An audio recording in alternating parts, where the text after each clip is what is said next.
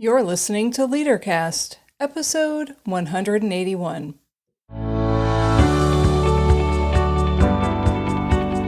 Welcome to LeaderCast, Transforming Missions podcast with Tim Bias and Sarah Thomas, providing you with insights and resources you need to lead a movement of Jesus followers. If you've been with us for any length of time, you've likely heard Tim or I mention baseball. Both of us are baseball fans. I grew up listening and watching the Detroit Tigers. Tim has been a Cincinnati Reds fan his entire life. But when I moved to the greater Cincinnati area over 25 years ago, I adopted another team. So today's conversation is a special treat for both of us for multiple reasons.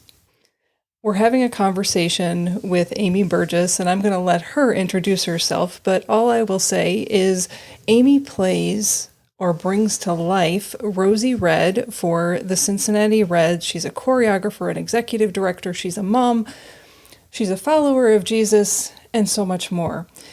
I hope as you listen to this episode, you experience the joy that Tim and I had the pleasure of experiencing when we recorded this episode with Amy as spring training was just beginning a couple months ago. As a reminder, you can find show notes for this episode at transformingmission.org/podcast. To go directly to this episode, simply click transformingmission.org/181. Without any further wait, here's our conversation with Amy Burgess. Well, welcome, Amy, to LeaderCast. Thanks for having me. This is going to be fun for me, so I'm just saying that up front. But so people will know who you are. Tell us who you are and what you do to get paid. My name is Amy Burgess, and in honesty, I do a lot of things to get paid.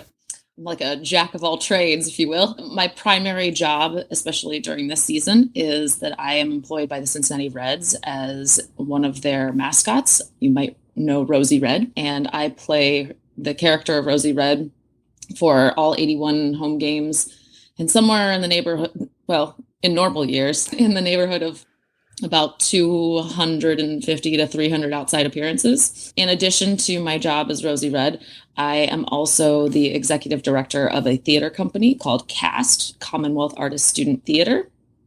And we produce several shows throughout the year and serve the high school population in the greater Cincinnati area.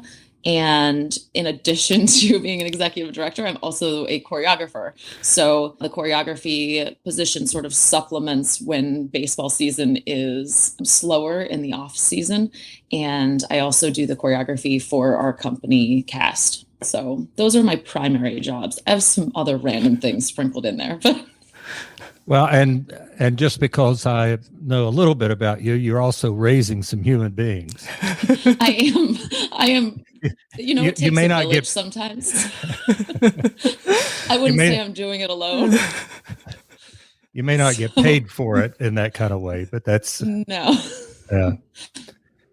But yes, I have two kids, and they're fantastic ages right now. They're 5 and 8, and I feel like we've made it out of a needing 24-hour care period of life where I can be like, hey, go outside and I'll call you when it's time to come in. so it's kind of nice. There's like a little bit of freedom about this age. So well, LeaderCast, what we talk about is leadership or courageous leadership. So what does courageous leadership mean to you?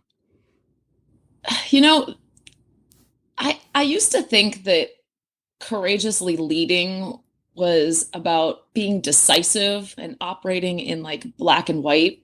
But as I've gotten older, I've sort of discovered that like real courage lies in listening and then like meeting people where they are, right? Mm-hmm. So I've learned that like a good leader can't develop an agenda and then sort of like try and run that agenda without acknowledging the people around them, right? So this sort of comes up in everything that I do with my job, but like listening winds up being the thing that overrides everything else. So if I'm really listening to other people, that is going to dictate what any agenda is going to be. So if I go in with a plan, like preconceived plan of what is going to happen, that is definitely never going to happen. So, and I mean, that's also true of parenting. I feel like, like you can think you are doing something that is going to benefit your kids in a certain way or whatever. But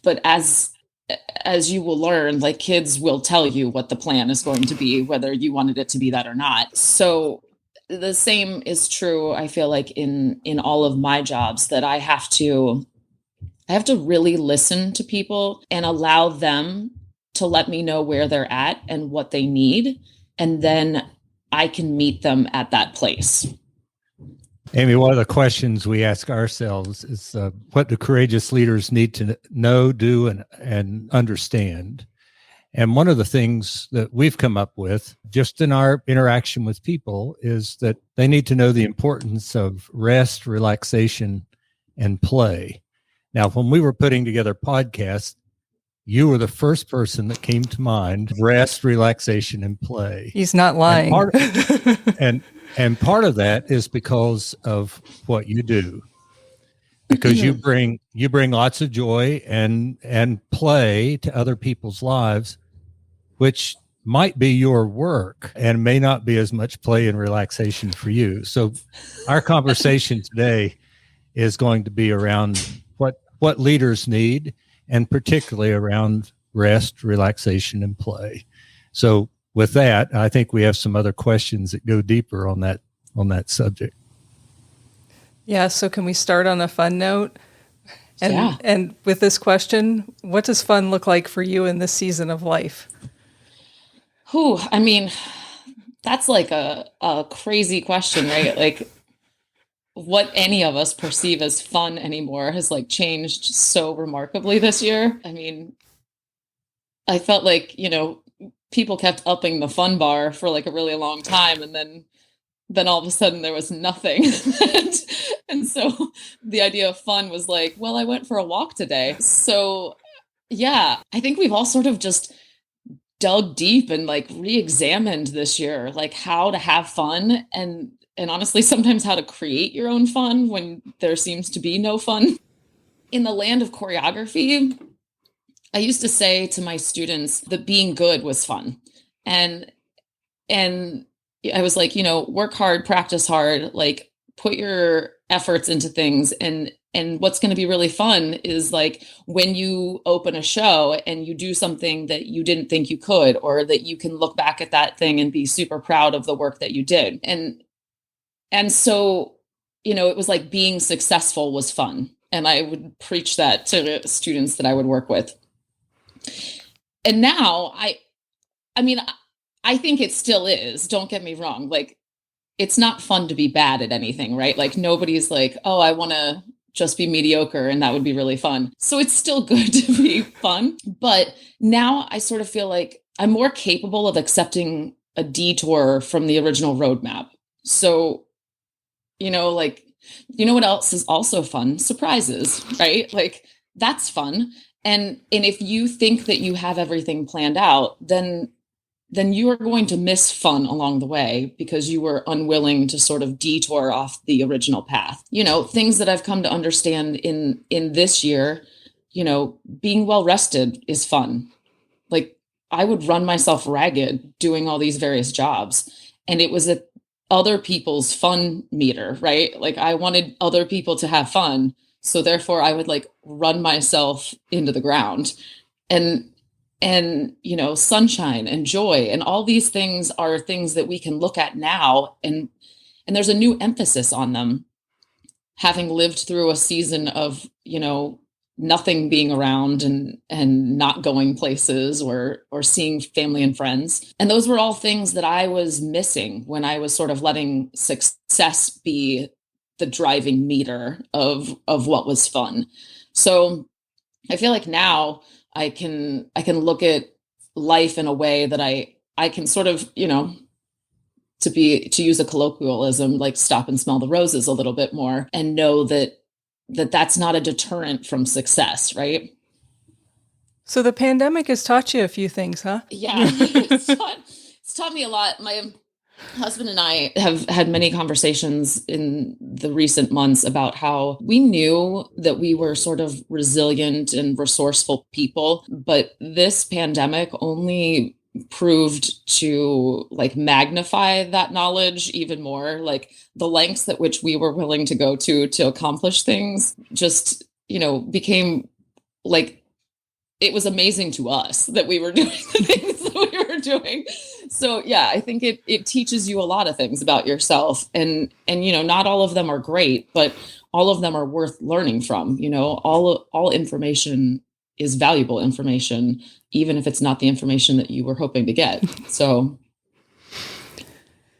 Amy, as I've listened to you and what you do, it seems to me that all of your work in one way or another brings some kind of rest or relaxation to other people, whether it's the choreography for an audience, helping Jason with directing plays, however, and certainly Rosie Red. I guess the question I want is, what role does rest and relaxation play in your life?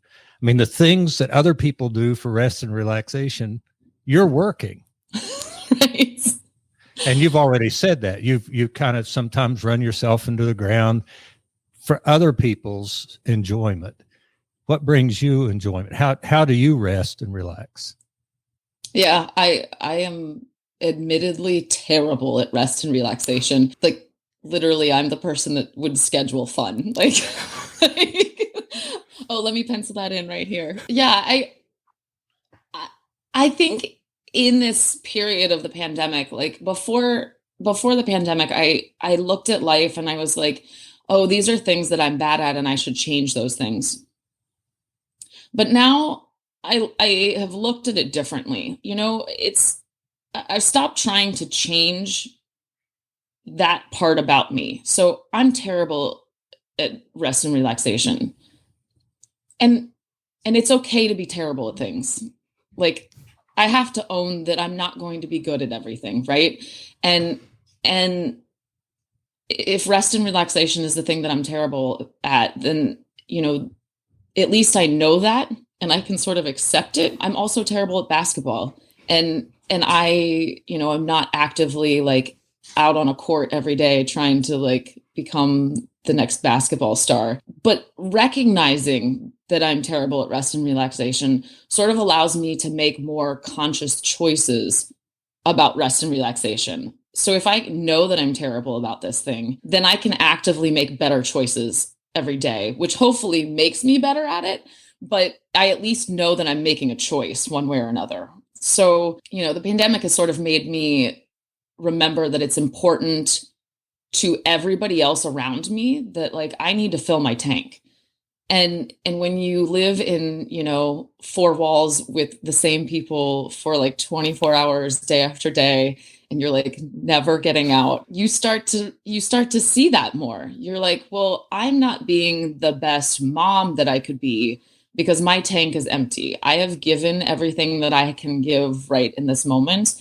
And I need to do something to fill my own tank in order that I can come back and be a better fill in the blank, better mom, a better leader, a better choreographer, a better Rosie, whatever the case may be. So, I've gotten better about asking for help, so I can work out. I can read a chapter in a book. I could give myself a facial, like any number of like me time sort of activities, and understanding that making time for me doesn't mean that I'm less good at other things for other people. And it's sort of that realization that has made me even just slightly better at rest and relaxation, and knowing that like I have a choice that I can make, and I'm not necessarily letting people down by spending time to make myself a better person. So what you just said to me, I'm going to say back to you in a different way. Yes. And that is, one of the things we know about courageous leaders is that they have a healthy self-awareness. And part of what you've just said is that you've become aware, and you listed some things that were very simple for you to fill your tank, as you said. And that's what all of us as leaders, courageous leaders need to learn about ourselves, not only the self-awareness, but what are those simple things that help us energize, be focused, be the people we were supposed to be. So thank you. You did that really well. I appreciate that. I'm here to make good segues. Well, speaking of segues, you may have already answered this question as you've been talking, so I'll just ask it this way. Is there anything else that you want to share with folks about what you've learned about rest and relaxation in the past year that you haven't already mentioned? Yeah, I mean, I think the idea of rest and relaxation sort of allows me the time to be a better listener. And I mean that in a way of like, I know it sounds like I'm sitting like waiting to hear what people say all the time, but honestly, all of my jobs revolve around being a better kinesthetic listener. So like understanding body language, understanding what's not being said sometimes is just as valuable as the words coming out of someone's mouth. And honestly, like from a standpoint of rest and relaxation, I am better at being kinesthetically aware of other people if I am not run down and tired and dragging and like just showing up and being present. You know, the way that I can give the most in my jobs is by being well rested and being open and willing to let what other people are experiencing sort of bounce off of me. And I get to like absorb a little bit of that and take that into consideration when I'm doing any of my jobs. So, you know, like what does somebody's body language tell you? What is the mood in the room? So I'm better at that when I know that I have, you know, a better self-awareness and taken time to sort of care for myself. I don't know that I've ever heard it that way. So is there a tip that you could give people in terms of how do you listen kinesthetically? Yeah, I mean, working as a mascot, I don't have the capacity of communicating verbally with anyone, right? So my capacity to communicate is purely physical, and I have to be able to communicate every possible human emotion without ever saying a word, right? So what does it look like to be concerned? What does it look like to be mischievous? What does it look like to be the life of the party? Like all of these are things that I have to consider physically. How am I representing on a daily basis? And the mood can change super quick, and the atmosphere in the room can change even by one person walking in that hadn't previously been there. You know, like I use suites as a perfect example because you're at a baseball game and you sort of like, it's easy to lump a crowd into like, everyone is a fan. Like, I'll just interact with the fans, right? Like, but it's so much more personal than that, right? Like, I'm looking to make personal connections with individuals in the ballpark so that when they walk out of the ballpark, they go, oh my gosh, I can't believe Rosie did that to you, because it was uniquely you in that moment, right? It also makes people go, oh, that was meant for me. That wasn't like a big crowd reaction. And so when you're able to like single in on one person and create a moment with them, then they not only become fans of you as a mascot or a person or a performer, but they become fans of the brand, the organization, the thing that I represent, right? So, you know, for me to take an extra, 3 or 4 minutes to like sit down on the ground and have an interaction with, a 5-year-old girl who just wanted to see Rosie at the ballpark, and knowing that I've got a line of people, 12 deep that want photos behind her. But if I take that extra couple of minutes, like it's not only making her day that she got to spend this like quality time with Rosie, but her parents are now super happy about it. The other fans in the line predominantly are happy that like, oh my gosh, like look at this interaction. Like Rosie actually really cares about this person, right? And maybe she cares about me too, right? So there's you're building a relationship, and when you take time to actually stop and have a connection with somebody beyond like whatever my agenda was previously prior to that interaction, then I think you really start to build connections, and you build trust and an awareness about, what it is that you represent as a person. So hearing you say that, Amy, it goes back to what you mentioned at the beginning. It's about listening. Yeah, I always tell people that is the number one skill that I need for my job. And I think people are always like, that doesn't make any sense. But it does, the way that you framed it. And listening creates fun. Right. Listening creates an environment. And wow, that's a total reframe in my brain of the role of listening. In improv acting, there's the number one rule when you do improvisation in acting is that you say yes and that doesn't mean like you never say no to somebody about something, but it means that in relationship with other people, that if you can't come in with a set plan of how things are going to go in a scene, right? You have to come in open because there's somebody who is facing you who has an equally strong vision of how they think this thing is going to go. And the two of them meet as soon as one of you like opens your mouth or does something. And then you go, oh, that's not at all where I thought this was going to go. And so the way that you interact is by saying yes and yes and can be, done physically. It can be done, you don't have to use those specific words, but rather than sort of negating the interaction and being like, no, that is not what I had in mind. We were going to do it my way because my way is going to prove itself better. You have to be willing to follow people off what you thought was going to be the plan in order for you to find the fun, right? So sometimes the fun is in recognizing like, oh my gosh, we just did this thing. We had this moment together that I did not know was going to happen like this. And, there's times like I'll be at the ballpark and I think a fan is coming up to get a photo and they'll just scoop me up like in a cradle lift. And I'm like, oh, we're getting lifted up right now. Like, here we go. And if I was like, thrashing, like, put me down, like that's a negation of somebody's plan, right? So I can go along with it because I'm intrigued to see where it's going to go. Like, I'm intrigued to be like, is this guy going to drop me? Like, where are we headed now? So. What sort of insurance policy do the Reds give you?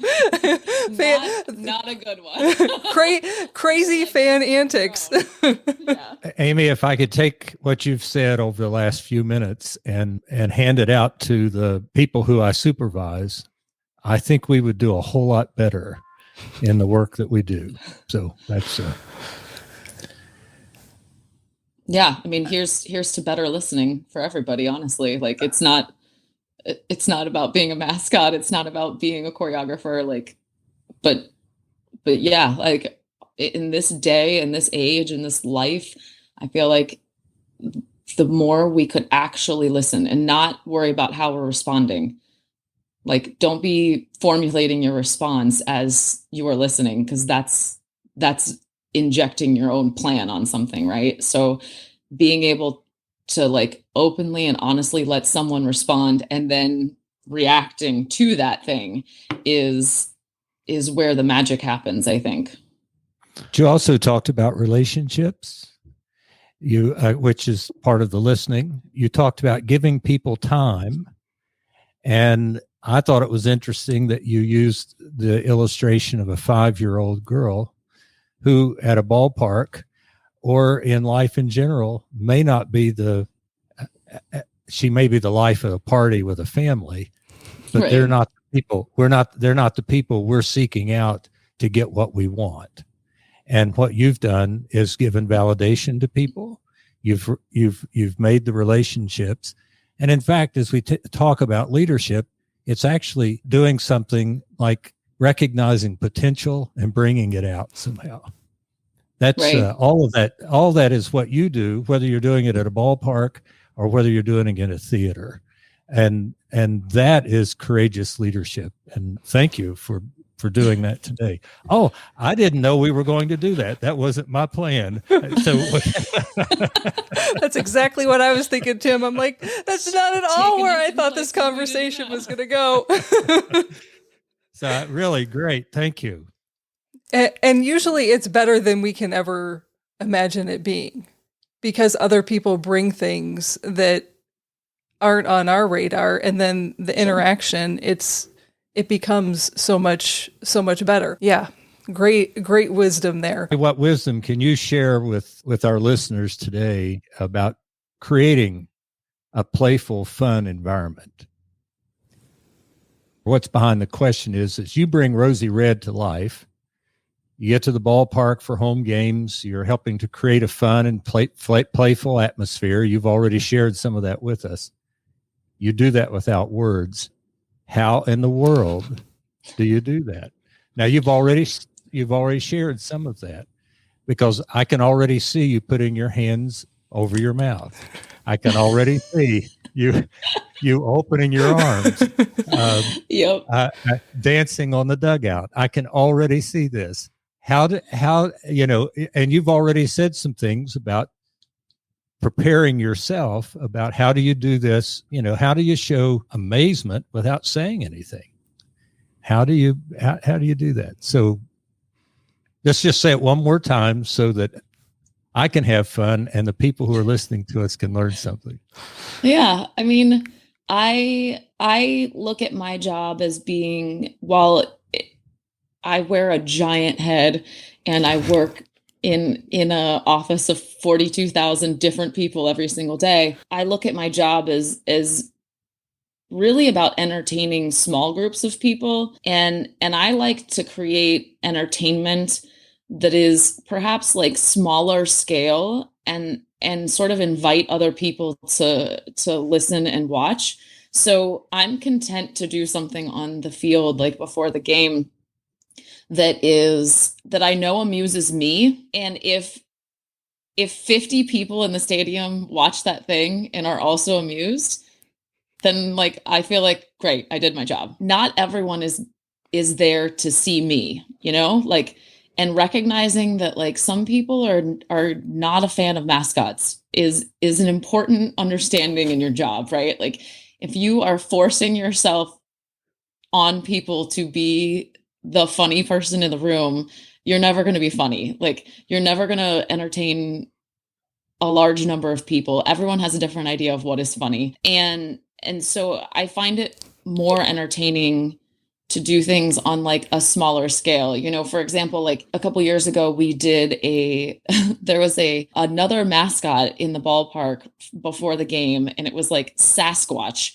And we didn't know this mascot was coming. It was for like beef jerky and some sort of promotion going on at the ballpark. And we didn't know until we showed up at the game that day that Sasquatch was going to be on the field with us. And we didn't see this performer in advance. We didn't know anything about this performer. They didn't know anything about us. And we got out on the field at like super quick, 11th hour. We found in our like possession of props, we found binoculars, like really oversized, ridiculous mascot sized binoculars. And we found like a big tarp, and we created like a hunting blind out in center field where we were like looking through binoculars, like at Sasquatch. And we thought, we have no idea if this person playing this character is going to recognize that there are other mascots on the field interacting like literally like 100 yards away. And so we kept sort of like creeping closer. By the time we got to third base, this guy clearly noticed that we were watching him and like struck the classic Sasquatch pose of like one arm up, like mid stride. And I mean, we lost it. Like we thought that was the funniest interaction ever. It took like 5 minutes for it to play out. And if anyone else was watching in the stadium and was as amused as we were, then like we did our job. But sometimes it's not about, you bringing out the giant fog machine and a fully produced dance number, like in the middle. Like sometimes smaller is better, and it allows you the opportunity to have an interaction with somebody and just hope and trust that they want to have an interaction with you too. So our listeners can't see me, but I'm smiling from ear to ear because I hope that our pastors and local church leaders listening to you translate what you just said to their local church environment. I'll just do it for you. Sometimes it's not about the hundreds of people on Sunday morning. Sometimes it's that one phone call that you pick up the phone and make, and the interaction that you have with a person. Sometimes it's the person in front of you. Sometimes it's that small group of people that you have the privilege of leading. So thank you. Thank you for that. And I'm just wishing that I could have been at the ballpark that night to see that. Yeah, it's the happy accidents that make this job super fun. So another thing that you said before Sarah asked the next question that really resonates with me, and that is, as much as what you do is performance, you're not focusing on performance. You actually said, we kind of focus on what we can have fun doing. And, especially last season. and so just being able to focus on what you do well and having fun with what you do actually enhances what everybody else is experiencing. And that, right. If you can focus on your own strengths and capitalize on those and be willing to admit and accept the things that are not your strengths, then you tend to present yourself as being very self-aware and self-assured. Nobody expects everyone to be good at everything. Like Rosie's not that great at like hockey or football. People ask her to do it and she just does it her own way. Like, so I've stopped trying to like be the best at everything and be really good at what I do and accept that that's not everything. And that's okay, because I'm not going to be everyone's everything all the time. So how does that play out on one of the teams that you're a part of? And I'm thinking about both the strengths that you bring and other people bring, but also the aspect of fun. What does fun look like on one of the teams that you're a part of? To me, honestly, and this is true of every job that I do, collaboration is fun to me.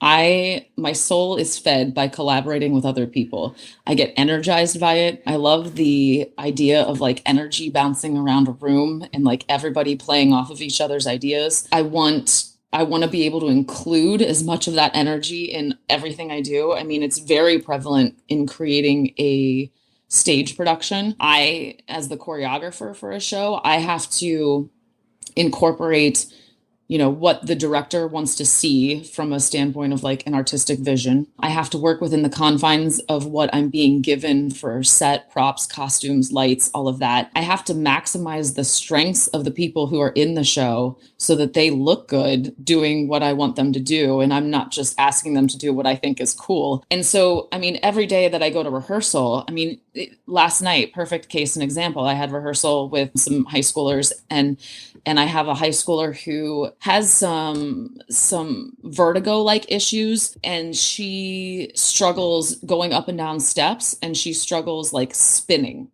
And I did not know that the steps thing was an issue until last night. And I was like, literally her entire choreography in 2 songs in the show revolves her coming and going on the steps. And I had to stop and be like, okay, so from a story perspective, what is important here? Like, what do I need to accomplish in order to continue to tell the story that has to happen? And what can I live without for her sake so that she can like successfully do this and not put herself in a situation that's like bad for her health? And so you have to think on the fly, and you have to be willing to go, okay, what I thought was going to happen is not going to happen like that. And it's okay. there are other ways to get around, and you start to look at things as, I mean, I look at everything as having options. I don't believe that there is a no, which is like probably why I don't rest. Like, I don't believe in no. I just believe in, like, I have to think of a different way to go about doing that, or maybe a different time, or maybe a different group of people, or a different way to get to that thing. It may not be right now in my life. It may not be with this person in this role. It, like, what I want to see can happen, but maybe not in the way that I envisioned it was going to. And that's okay. So yeah, I'm a firm believer that, like, you can, just because something doesn't happen the way you wanted in that moment doesn't mean that that thing can't ever happen, or that the way that it did happen isn't necessarily better than what you had planned. So That's awesome. Last question, and it's a big one. What didn't we ask you that you'd like to share with our listeners about rest, relaxation, or play? I think, like, I'm really lucky to have employment that is fun. I get to go to work every day, and, like, I'm energized by the creative process, and I count myself as being very lucky to be able to create fun every day. And I know that not everyone has that luxury in their life. You know, I feel like if I had to sit in a cubicle, like a part of me would die every day. Like, and I am very lucky that I was able to find a way to use my skills and use the things that energize me to earn a living on a daily basis. And that is not something that I take lightly, or that I think is easy for everybody. I mean, I guess, you know, for people who are workaholics like me, or people who wear a lot of different hats like me, I think it's important to remember that it's not shameful to take time for yourself. So I spent a lot of time being like, oh, I can't do that, because that time I took for myself, I should have been putting into someone else, right? I thought I was letting people down by doing things, you know, for myself.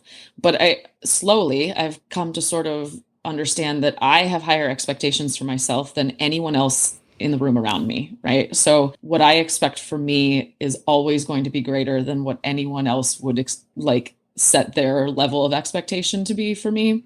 And it's important for other people around me to see me having fun as Amy, right? So not as a mascot, not as a choreographer. It's important for my kids to know, like, who I am as a person, and not just who I am in my jobs. I don't know. It's not as simple as, like, just up and quitting your job if you don't feel like every day is fun. I recognize that for people, but, you know, if you feel like you have to drag yourself to your desk every day, or like that you're dreading the week by 8 p.m. on Sunday, like, are you really using your skills and talents to be the best you? Like, is it worth it to make less money and do something that makes you happy? Like, it might be. What is that cost to the people around you that you are miserable in the things that you do? You know, I work a lot and maybe too much, but, you know, my kids see the joy that my work brings me, and that's important too. Like, it's important for them to know that you can use your skills and talents and be happy at the same time. So Work doesn't have to be a bad word. Right. It doesn't. I think that we all might be better people if we just had a little bit more fun at work.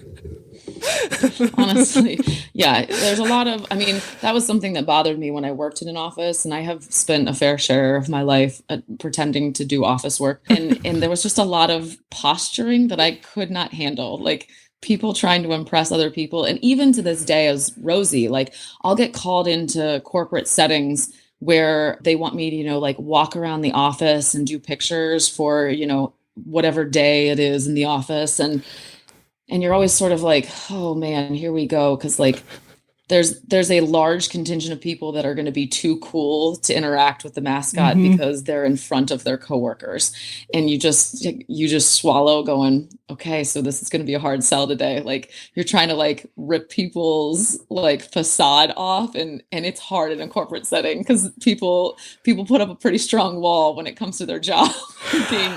I can only imagine. I'll say this for both for Tim and for the folks that are listening. I get to have fun at work. Yes, it's a very different type of fun than you described, but I think that we laugh a lot when we're actually together. We haven't we haven't been together a ton. It's more been, the FaceTime and Zoom. Even there, life's too short.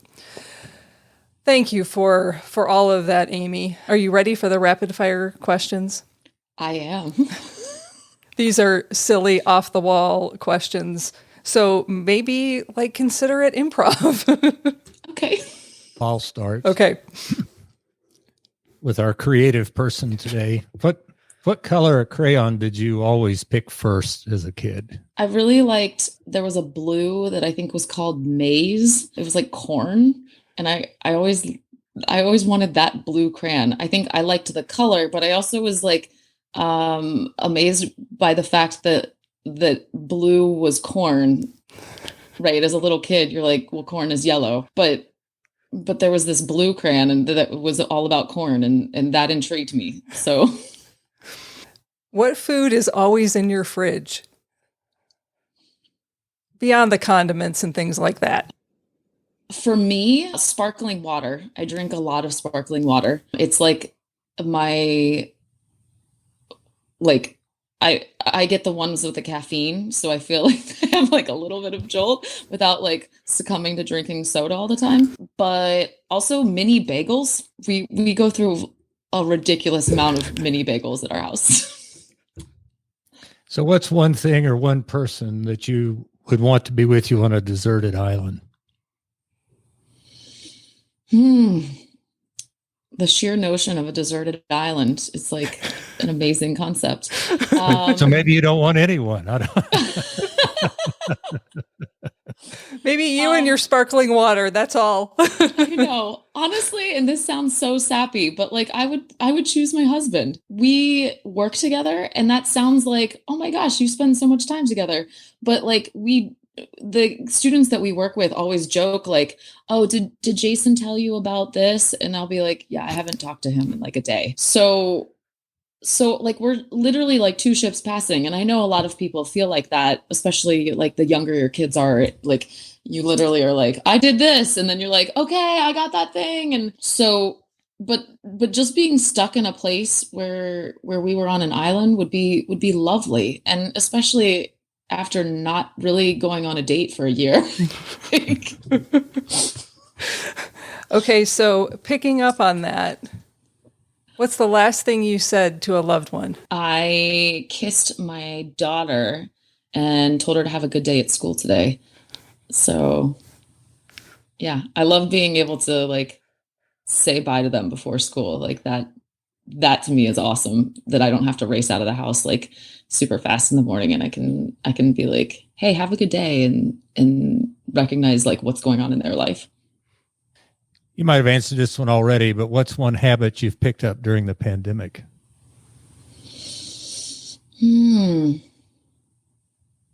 I'm reading more, which is crazy to say that. And it's not really, again, like I'm terrible at rest and relaxation. It's not really pleasure reading, but it is like, I really hadn't read a book like, and thought about it in terms of like self-awareness for years.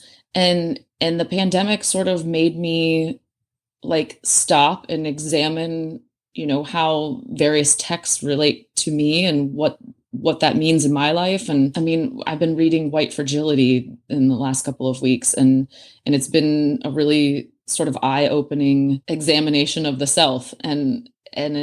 I've been reading it with some other people, and we have weekly discussions about it, which is also really helpful. But I'm really appreciative of being able to read a little bit more. So what do you do in improv when the person that you're doing improv with answers the question that you were going to ask them next? Because you just answered the next question. What are you reading right now? My fragility. So, a classic.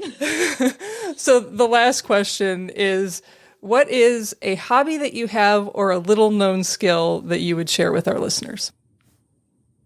I have like a weird enjoyment of logic puzzles, and like really specific. Like I don't want just any sort of logic puzzles. I want the kind that's sort of like a matrix where you get like 5 clues and it's like you have to like figure out who's standing in which order in line, and you get the information like Susie's wearing blue and she's standing in a spot next to someone who's wearing red. And then you have to like go through the matrix to be like, okay, which person was wearing red? And you have to color in the little box. And like these, I don't know why I love these logic problems. I am a glutton. Like if there is one in my kid's book, I'm always like, oh, I'll do that page. Mom's got this. Oh, I love it. Yeah. I love it. Amy, thank you. Thanks for taking time out of your day at the start of a very busy season in your life. We are recording this way before it is going to actually drop. And so thank you. And I hope that this season at the ballpark is a whole lot more fun for everyone than last year was, and that those interactions with people bring you a lot of joy, that I know that the people who get to interact with you, that you also bring them joy. So thank you for being with us. Any last words that you'd like to share with our listeners? No, thank you guys for having me. I appreciate it. It's been fun. Tim, any last words?